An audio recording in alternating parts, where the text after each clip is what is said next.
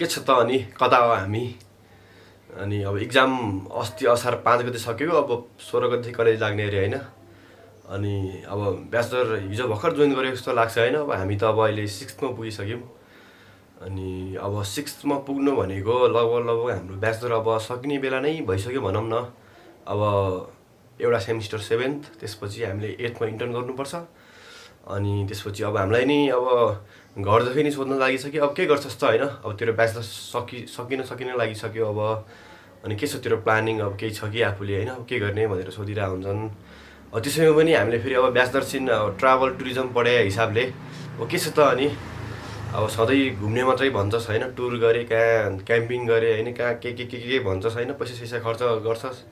अनि अब के गर्ने सोच गरिआछस् त सधैँ घुमेर त पुग्दैन भनेर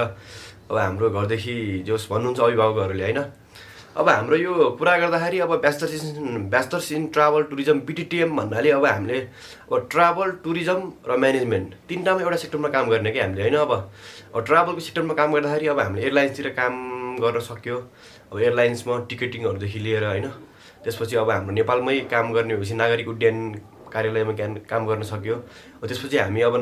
नेपालमा हैन बाहिर काम गर्छौं भन्ने हिसाबले अब त्यो इमिरेट्सहरु अरु इन्टरनेशनल एयरलाइन्सहरुमा पनि काम गर्न सक्यो हैन अनि त्यसपछि अब त्यो ट्राभलको काम त त्यता भइगयो अब हाम्रो टुरिज्मको कुरा गर्दाखेरि अब हामीले टुरिज्म पढे हिसाबले अब हाम्रो मेन काम भनेकै प्याकेजहरु डेभलपमेन्ट गर्ने के रे ट्राभल प्याकेजहरु त्यसपछि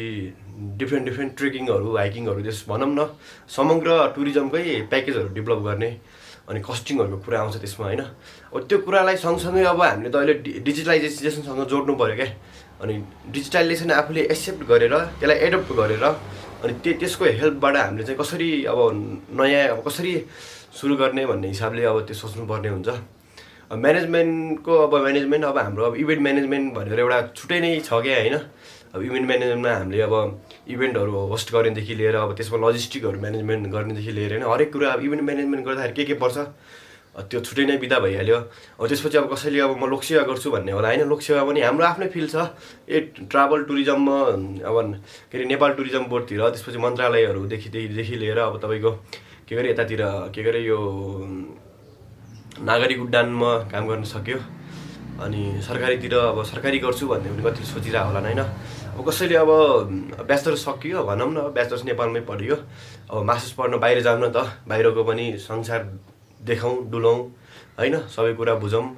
अनि अलि अब यहाँ नेपालमा भन्दा अब नेपालमा हामीले ब्याचलर्स पढ्यो टुरिज्ममा मास्टर्स विदेशमा गएर पढ्दाखेरि कस्तो हुन्छ एक्सपिरियन्स हैन नलेजहरु गेन हुन्छ त्यो हिसाबले अब त्यो साथीहरु जस्तो सोचिरा होला अब कसैले अब देउस भनौं न कोही अब काम गरेर पनि छन् अब 5-6 वर्ष टिकटिङहरु यताउता हैन अब कोही काम गर्दै पनि छन् अब उनीहरुले सोचिरा होला अब गरौँ न त 10 वर्ष जस्तो हैन एक्सपिरियन्सको लागि काम गरौँ अब काम गर्दाखेरि पनि त बिजनेसमा 10 वर्षसम्म त हामीले अब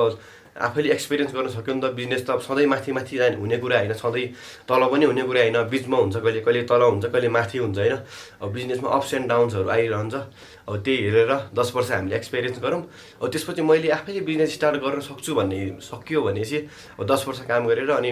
एउटा के रे ट्राभल एजेन्सी खोलौँ भन्ने सोच पनि होला कति साथीहरुको हैन अनि त्यही अब जो सबैले आफ्नो सोचिरा होला कसैले त हाम्रो स्टार्टअप पनि गरिसक्यो क्याफेहरु खोलिराखेको साथीहरुले हैन क्याफेहरु यताउता हैन अब कसैको होला अब म पनि क्याफे खोल्छु हैन टक्क क्याफे गर्ने अनि अब हाम्रो टुरिज्मको सिजन त अब हाई सिजन मिडियम र लो सिजनमा अनि अब हाई सिजन भएको बेला क्याफेहरु भनौं न अरुलाई अब त्यो मान्छेहरु राखेर अनि अब के रे ट्रेकिङहरु लाने हैन त्यस्तो सोच होला जे सोच भयो नि सकारात्मक सोच हुनु पर्यो हैन अब हामी त लगभग अब ब्याचलर सकिने बेला भइसक्यो के अब के गर्ने भनेर अहिले नै सोच्ने अब ब्याचलर सकेपछि ब्याचलर सक्यो के गर्ने भनेर त्यति बेला अब त्यो के गरे त्यो दोधारमा पर्नु भन्दा अहिले नै सोचेर म चाहिँ यो गर्छु है भन्ने हिसाबले सोच्यो भने चाहिँ जस राम्रै हुन्छ जस्तो लाग्छ मलाई है यही हो अब हाम्रो ट्राभल टुरिज्मको सेक्टर यति नै हो हैन हस् धन्यवाद।